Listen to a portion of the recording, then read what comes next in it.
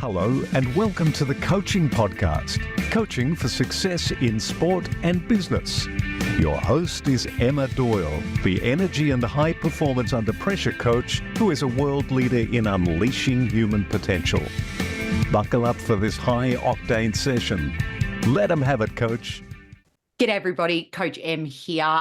Today I'm interviewing Jim Porcarelli, who is a business coach with over 4 decades of experience. He's brought insight and experience into Fortune 500 clients, impacted categories like luxury goods, finance, beverages, consumer packaged goods, travel, tech, pharma, entertainment, spirits, retail, and fashion. His strengths lie in profit and loss management and operations, as well as from a marketing and sales perspective. He's also a Vistage Chair out of New York. I had the pleasure of speaking at his group recently. I love his energy and all that he has to say in this interview. So enjoy. G'day everybody and welcome to the Coaching Podcast. I am here today with Jim Porcarelli, who's a business coach, recognized leader, motivator, innovator, and he's got over 4 decades of experience, as I just mentioned previously in his bio. But the reason I guess I'm here talking to him is because we connected recently through Vistage, and I'm a very new Vistage speaker, and I'm so excited to have 16 speaking gigs. Jim was my first one in 2024, and his energy was contagious. So, Jim, I had to get you on the show as an amazing business coach, and everyone speaks so highly of you in the group. So welcome to the show. Nice to be here. Thanks for the invitation. All right. So our first pattern break question for you, Jim. I'm going to go with jeans or, as we'd say down under, tracky dacks. Do you prefer to wear jeans, just when you're out casually, or do you prefer tracksuit pants? That should be an easy question to answer. Pre-COVID, I would definitely be in what in America we call khakis. With COVID, things have become so casual that now post-COVID, I'd say jeans. Yeah, right. And even jeans to work. I mean, it's crazy, isn't it? So I love that.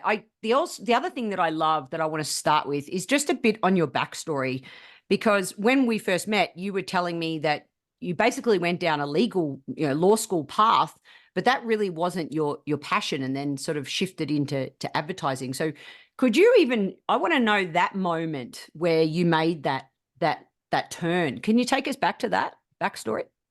Yeah, I had a cousin who I was very envious of. He was smart and handsome and everybody loved him. And he was majoring in advertising. And when we both graduated from undergraduate school, we were the same age, we took off to Europe together, convinced both of our parents, our sets of parents, that we were going to a study program. And of course, we were going to party across Europe. And throughout the whole visit, he talked about, what he was going to do in the advertising world and how excited he was that he had all these interviews lined up. And the minute he started talking about it, I thought, I'm going to those interviews too. And so I did.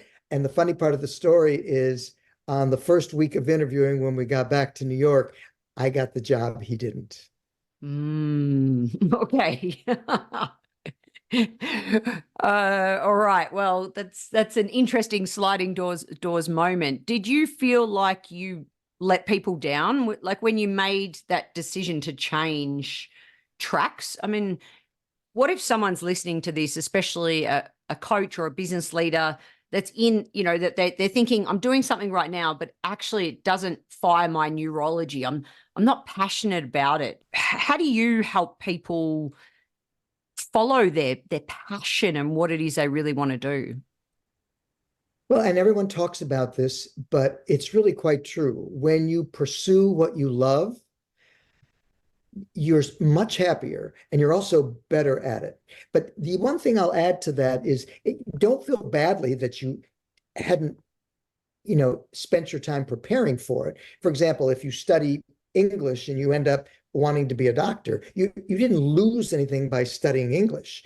It's all part of the journey, and there will be aspects of any education that you get that will translate into what you do. Absolutely. Every study that you might do somehow will have an impact in you because there's a reason you chose it in the first place. So why did you decide to become a Vistage Chair? And maybe even could you share a little bit more about Vistage for our listeners? Sure. First of all, I decided that I wanted to be a Vistage Chair when I heard about it and realized if I had had Vistage in my life when I was a COO or a CEO, I think I would have been better at it. I think I would have made less mistakes. I think more than anything, I think I would have been more confident in the decisions that I made. Not that my decisions were bad. I just always second guessed myself. And what the one thing Vistage has done is that it brings leaders the opportunity to hear what other people have done when confronted with those issues. It brings together a peer group so that you meet on a regular basis to talk about those things that are both opportunities and issues that confront you. And you talk about it in a closed space whereby you are all under NDA, and it is a safe haven, so you can be vulnerable because there will be nobody else from your industry. We only select one person from every industry. And it is a wonderful way to come together with other leaders and hear how they think, how they lead, to expand your knowledge base. So why is unbiased feedback vital to real leadership? Well, if anyone has been in a leadership position, I'm sure they would admit that it's almost impossible to get absolute unbiased feedback from those people who are working for you or you've hired to do some consulting, et cetera. The reason being is that, one, they've got too much skin in the game. The value of unbiased feedback is that you have people who, one, you respect because you recognize that their business acumen has allowed them to get to where they are. And secondly, that they're invested in your success. So they're willing to tell you the things others won't, and they'll make you come to grips with some of the issues that you're sidelining and you won't bring to the fore. And I know you also talk about the value of hearing from your peers multiple different options of what's possible. So when you coach, talk to me about leadership as it relates to command and control versus inspire and enroll. So as you know, because I just ran leader as coach for your group, what do you see in terms of the leaders out there? Is it still that traditional, direct and tell, command and control? Or do you think it's shifting, or has it always been inspire and enroll? What's your take on leadership these days and how it's ebbed and flowed? I think there are many more young people starting businesses because there are all sorts of incubators. And so it allows these brilliant young folks the opportunity to bring their ideas to the fore. And boy, they're determined to do that. And so you see a lot of the energy and the excitement around the entrepreneurial spirit. At the same time, I would offer that it really doesn't matter on the age group. There are always going to be those who are going to lead by sort of a sense of what I call competitorship. And then there are always those that are going to lead by leadership. And those people that are always worried about what the competitors are doing, and those people that are worried about, gosh, am I measuring up, are sometimes going to be delayed in their success versus the others who say, look, I don't care what my competitors are doing. I'm looking at the marketplace. I'm identifying the opportunity need, because the last thing you want to do is have a solution in search of a problem. You want to identify what the marketplace really needs, and you want to solve for that. And just because your competitors are offering these sorts of brands or doing these kinds of line extensions really has no impact on your business. If you've got that eye on what it is to move forward and to bring something new to the market that solves a very real problem, you're going to be much more successful than those around you. So what is therefore the difference between coaching, managing, and leading? First of all, I would offer that all three play an important role in the formula of being a top executive and inspiring those around you. Because remember, the role of a CEO is a very strange one. Obviously, you have to be prescient. You have to know where that puck is going. Then you have to inspire people to want to work for you. And then you have to set the standard, even if it causes some issues, because you can't be everybody's friend. You have to inspire people to do their best and to set the standard so that they will follow you. So there are multiple tasks to be a CEO. It isn't just to lead a company and make decisions and dictate what should be done. So you're saying to me, or what I heard is that modern leader is able to wear multiple hats. Is that what you mean? Yes. Well, the modern leader should wear multiple hats and recognize that you are a different kind of leader at different points in your management. You're different when you're trying to recruit the right people and try to make sure that the people that you're hiring in are really the people that you want there. You have to make sure that you're taking a look at the marketplace and today things move so rapidly that this is one of the toughest things is keep your eye onto where the business is going, because it can shift overnight. And then at the same time, I always ask my CEOs in my group, would you want to work for you? I'm writing that one down. I like that one. It's a great question. And again, sometimes rather than calling out people's blind spots, a question like that can then help bring self-awareness to the table, can't it? Absolutely. Absolutely. Yeah. Because, then that leads to the question, if they say no, why not? Or if they say yes, you say why. Tell me more. Let's talk about this. Yeah. Yeah. We love tell me more, coach listeners out there. Tell me more is one of our favorites. All right. So I want to talk about our mutual, I was going to say friend. Okay. Rashid Tabakawala doesn't know Emma Doyle yet, but I know that you know him through the advertising world. And I was reading something that he wrote recently. I highly recommend leaders out there check out his free Sunday blog if you haven't already, where he was saying that leaders are looking to spend 5 to 10 hours, it was per week, on thinking about, if I was starting my company today, what would I do differently?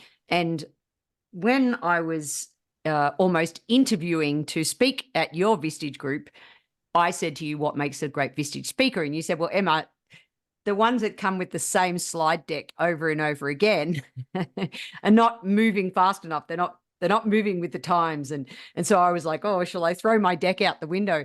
But it brings a really good point. I mean, 5 to 10 hours a week, like people might think, well, that's a waste of time. But talk a little bit more about, I mean, the through line already for this episode is being in touch with the challenges, with the real problems, to know where to point your rudder, so to speak. Can you expand? And what do you think on 5 to 10 hours? You think that's realistic? Well, first of all, allow me to do a little commercial for Vistage here, because one of the things that one way to answer that question is that many executives, not just CEOs, but many executives spend way too much time in the weeds of their business and not working on their business. So whether or not 5 or 6 or 10 hours a week is enough for a CEO, one, I think, is determined by the category. If it's a category that's changing overnight, for example, if you're in AI, I don't think you can spend too many hours thinking about that. I think because it's changing hourly.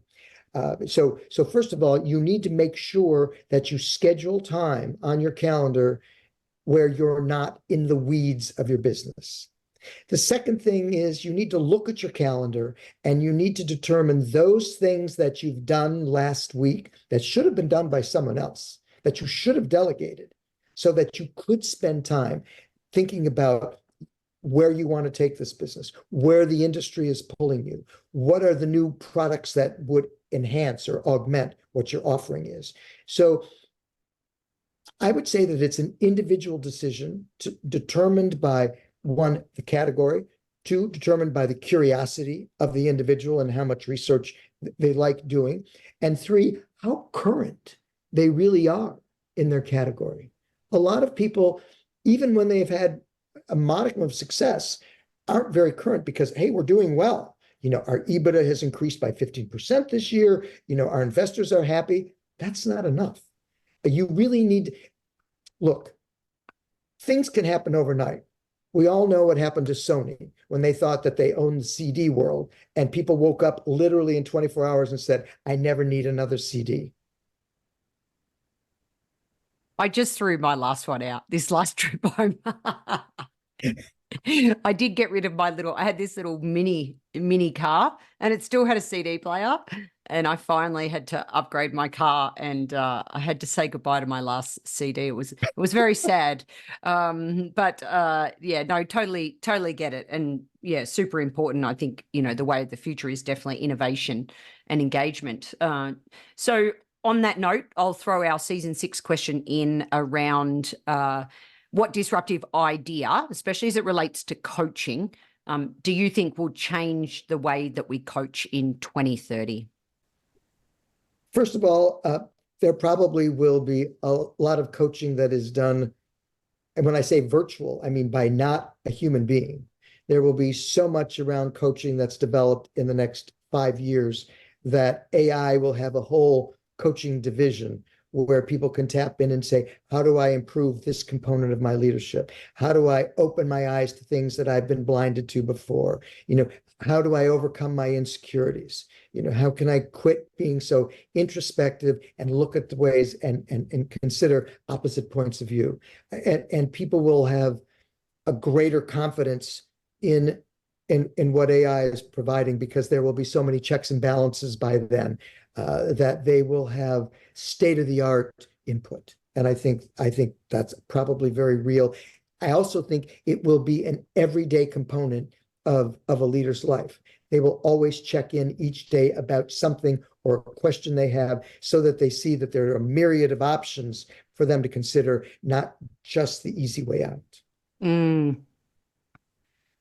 Well, just in the last couple of days, I met with somebody about creating an app, a Coach M app, for exactly that reason. So, and 2030 is not that far away. I need to push it maybe a bit further out, because, yeah, as you said, I totally agree. I think that is the way that we're moving. And also, coaching used to be reserved for CEOs or key executives, but I think coaching is now going to filter throughout the organization.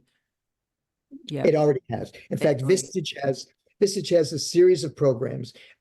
What we have found out is that when a CEO joins a CEO group, they're so excited by both the resources and how it accelerates an individual's success, that they want their direct reports into a group similar to it. So we have a key executive group. And so that key executive group, the C-suite who reports to the CEO, is getting much of the same sort of coaching. And then they're so excited that they want the people below them. And we have something called an advancing leaders program, so that they understand what it takes to fill the need at their level, so that they can be recognized as potential leaders. So I think your point is very well taken.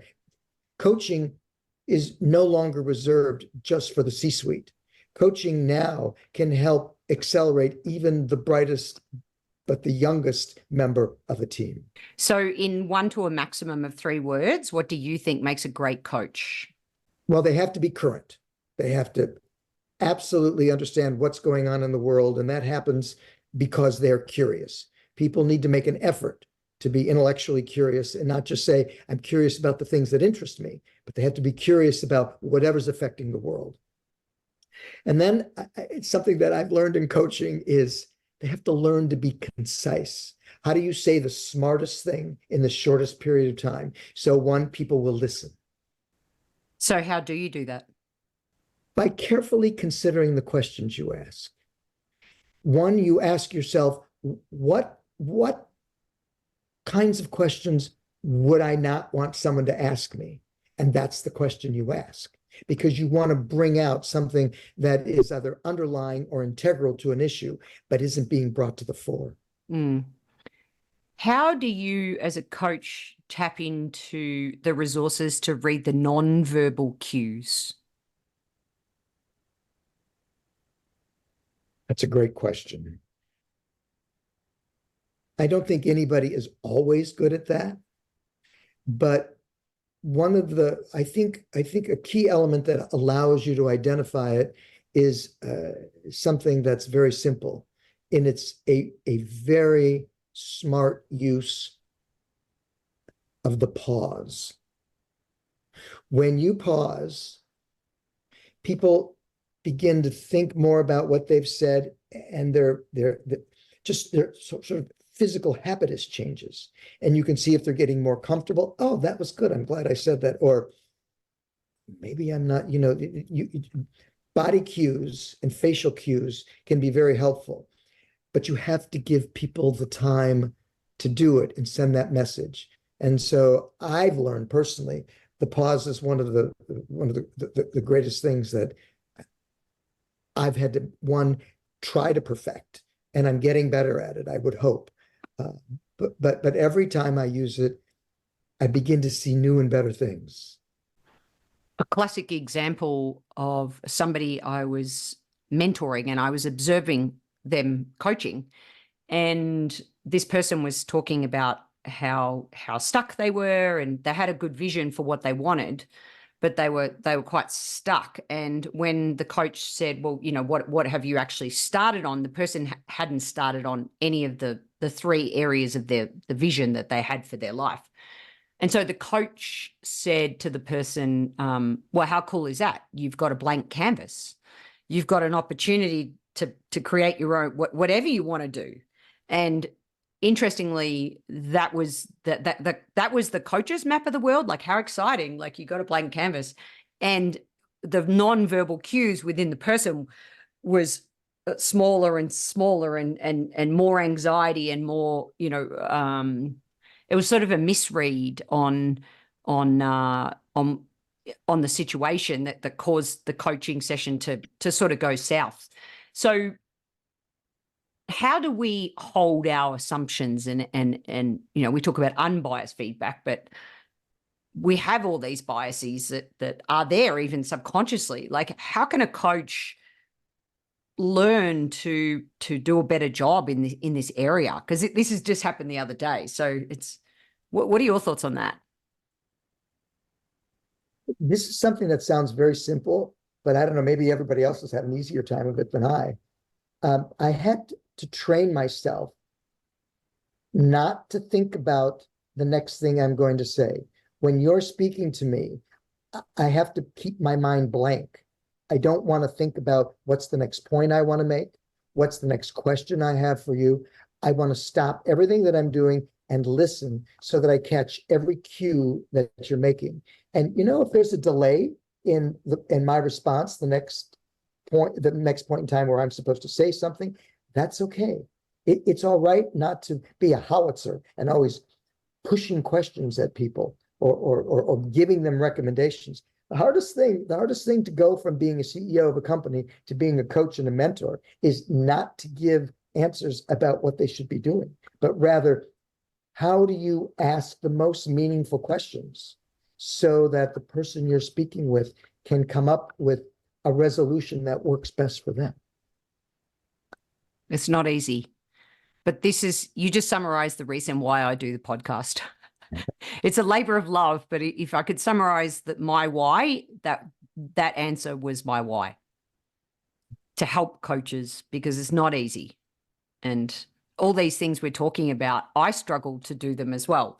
I'm heading to LA tomorrow to do 2 more Vistage speaking, and I'm going to do 2 live demonstrations. And, you never know what you're going to get in the moment, but trust that the skills are there over the years.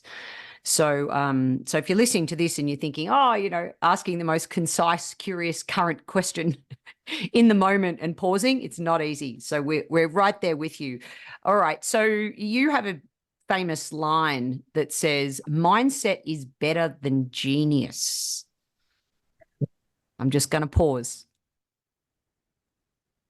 I don't know if it's better, but if someone gave me the option, if I could be adroit at managing my mindset all the time, or I could have the opportunity to have the highest IQ in the room, in the city, in the state, I would take mindset, because I've seen time and time again that how we approach life really matters. And if our approach has any negativity, or if it has any insecurity, well, look, we all are insecure about something, and we all have doubts about something. But if you can put those things aside that cause you that kind of angst, and just have the mindset that said, look, I probably will make some mistakes, but my heart is in this. So I know there will be value to both me and those people who are participating. And then go into it with sort of a sense of charity. You want to make a difference. You know, you talked about your why. It took me, when I first went into academy to learn to be a coach, when Vistage recruited me, it took me a couple of years to really refine my why to just a couple of words, but it's doing things that matter with people who care. And if I can stick to that, if I feel that the people I'm working with are bringing something to the marketplace that's real, that there's value, and that people will benefit by, and if those people care about doing it for quality and making the world a better place than the way they found it, and that can mean manufacturing a widget, and that can mean, you know, inspiring people through your coaching. It can be, you know, through medicine, that you care about bringing healthcare to people who don't have the opportunity to have it. But the mindset makes all the difference in the world. And I'm going to say this from a very selfish standpoint, makes you happier. So was the glass always half full for you, even as a kid? No. Oh God, no. No, I had to learn, and I'm still not there. You know, I'm always thinking about, you know, what could it have been if I didn't do X, or what if I had done X might have resulted in. You know, it's a journey, not a destination. And you are always keeping yourself in that corridor. And as long as you don't get too far off the rail, you know, you can have a sense of self and a sense of happiness and contentment. And as long as you know that you've done it for the right reason, and even if you've got the wrong results, you were well intended, and you've learned by it, and you'll move forward. And it has to do with, you know, the mindset is all about, we all know, you can look at something and say, this is a piece of garbage. Or you could say, oh, the good news is that there's refuse that you can put this in, get rid of it, and start with something clean, and let's go from there. Everybody I've talked to about mindset has been able to tell me what the good and the bad of the issue is with which they're confronted when asked to do it. My final question then goes to sort of just expanding on that last point. Let's say you have a CEO that comes to you and says, Jim, this next generation, they're impatient. They want things too quickly. They're wanting to move up the company. They want my job, and they haven't earned their stripes. And I'm, you know, and I want to fire them, or whatever the situation. But, you know, this next generation, and I know that there's up to 4 different generations within the workplace these days. So what would you say to, if you were coaching that CEO, what comes to mind when they're complaining about something like that? I hear that a lot, by the way. So that's what I thought. I was going with my gut feeling. Yeah. It's a very real issue. And the two things that I go to is I always ask, so could you run your business without them? One, and what is it that they do bring to the business? So what is it that you can corral and help with, because they are contributing something that without them, you might not be realized?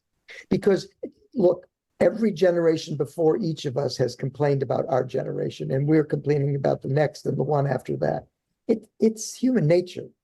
And so whenever you attempt to understand the reasons why people do things and say things, I think the better leader you are, because you will begin to recognize what you can corral and what you can put to good use. And how you can inspire them, because the way that baby boomers are inspired is very different than millennials, which are very different than Gen Z. So as a result, if you learn how to inspire people by thinking the way they're thinking and trying to figure out, so what is it that they do that I can't do without, so that I can get more of, and how can I speak to them to understand that that's more of what we need? So are you telling me that empathy can be learned? Oh God, no, never.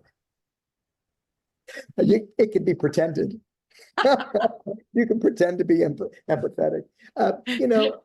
It takes some training to really be empathetic. You've got to sort of dig and understand, and you've got to want to understand. Empathy isn't just something that you have or you don't have. It's got to be something that you want to cultivate. Yep. And I said to a CEO the other day, what's the most important thing in your business? And they're like, the customers. I'm like, no, the people who then look after the people who then look after the customers. So even if empathy doesn't come naturally, it definitely is a necessary skill of the modern leader. Would you say? Totally. Yeah. Well, Jim, with current concise curiosity and asking ourselves, would we want to work for us? Great. One of my favorite questions of this episode. And the curiosity came out in this episode, as well as really identifying the problem so we can stay current and move with the times, and making sure that you're blocking that time in your diary with the power of the pause and the puck to inspire and set the standard. So many gold nuggets, and I adore you. So thank you so much for being on the Coaching Podcast. Happy to be here. A real pleasure, Emma. Nice to be with you. All right. And thank you, everyone, for listening. If you enjoyed this episode, please leave a rating review on your podcast listening device. And don't forget to tell a fellow coach about the show. The ball is in your court to take action and enjoy your coaching.